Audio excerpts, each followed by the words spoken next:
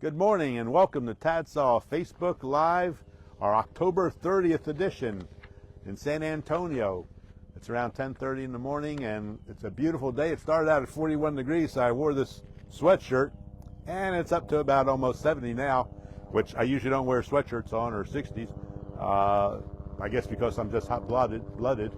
But it's also our new sweatshirt that's now available from Bonfire, so you can get online and buy them. I know this is kind of a different period of time with shutdowns and layoffs and inflation and everything else, but please go to Bonfire and click on the link, and if you can, please buy a sweatshirt. This shirt says 2 lives at a time and a whole lot more. We've got in assorted colors. We've got children's sizes, women's sizes, so please look and see if you want to buy one for the holidays. We appreciate it, and I know it may be a lot, but every dime that we get off of it, really counts. So please go ahead and look at them. I guess I want to start off with statistics. So far for we have 1,661 service dog teams across the country. 1,120 of them are male client teams and 541 are female client teams. And we have 179 Vietnam veteran teams. We've got 86 Train a Dog Save a Family Member teams, 20 Train a Dog Save a First Responder teams, and 79 Train a Dog Save a Child Civilian Community Member teams. So I want to thank all the trainers, their clients, and the dogs for making TADSAW a really successful program. Thank you for everything you do.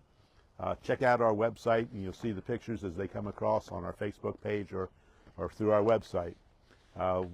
We had our 179th Vietnam veteran graduate yesterday, and so this past week in October we've had, I think, 7 teams in the last 9 days. So it's been pretty consistent, and I thank them. Just this year alone, there's 112 medical alert service dog teams throughout the country. 52 of them are male and 60 are female. 4 Vietnam, 14 TADSAF, 7 TADSAW, and 20 TADSAC. So thank you all for the hard work that you're doing.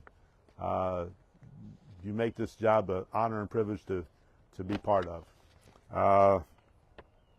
We talked about the sweatshirts, so please, if it gets in the 80s, this shirt's coming off. I don't want you to see me sweat, but it's getting warm. It seems like there's some news came out, about the Trump administration starting to look at different nonprofits and who use DEI standards for selection of their either personnel that work for them or their people that they help. Well, TADSAW is going to stay consistent with supporting DEI, because everybody knows TADSAW's definition of DEI means they damn well earned it. So if they're in their military and they need a service dog, they earned it because they served. If they're first responders, they deserved it, because they went through hell taking care of their city, the city residents.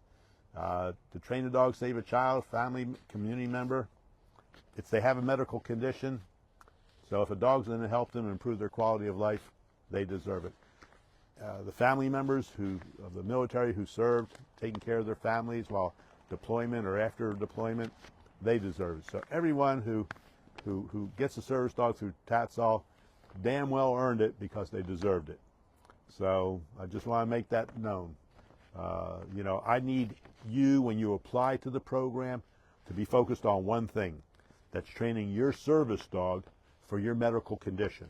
You don't have to worry about money because there is no charge.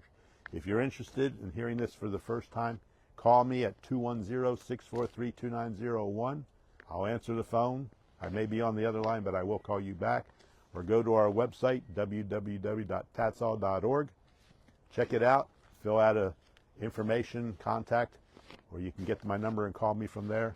But it's up to you to make the first step, because you are going to be the one with PTSD. And what does PTSD stand for?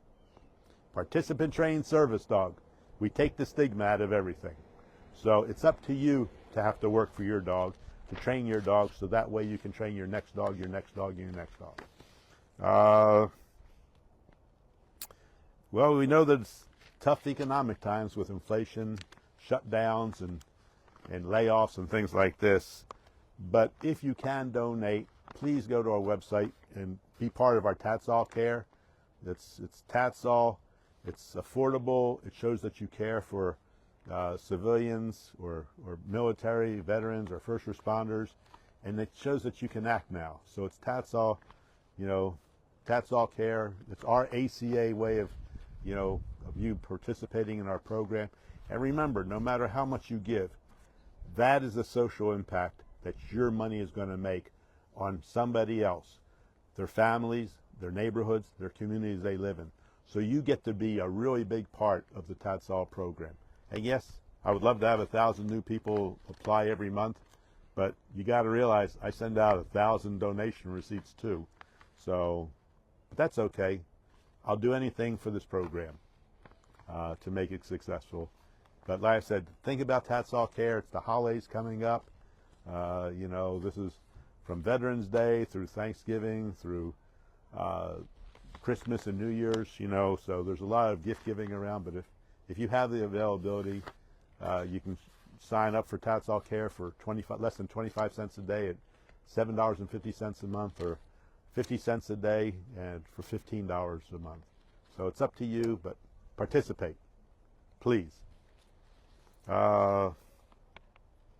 Let's see. I guess I need to talk about a situation that's come up with fact-checking. One of my veterans got a letter from his VA stating that the VA does not have a policy recommending service dogs for mental health conditions. Guess what? Fact check. Wrong. Wrong, wrong. Back in 2016, in August, Dr. David Shulkin, who was Undersecretary of the VA Veterans Healthcare Administration, wrote a policy, and it was policy number 771-7966, which we have talked about in the past. And that was a policy that said that service dogs could be used for anxiety, depression, or, quote, mental health conditions. So the VA doesn't even know that they have policies in there. So let's fact check them. When you go to your doctor, your VA doctor, and they say there's a policy, please remind them that there is a policy if they want to check on. This policy was never suspended. It's still on the books because nobody even remembered it was there. So please do not let the VA affect you when you are applying for a service dog. It is your right to have a service dog to take care of your health and well-being. And like I said, if you have problems, you call Bart. If you're a member of the TADSAW program, you know about it. If you're not a member of the TADSAW program, you call me anyway.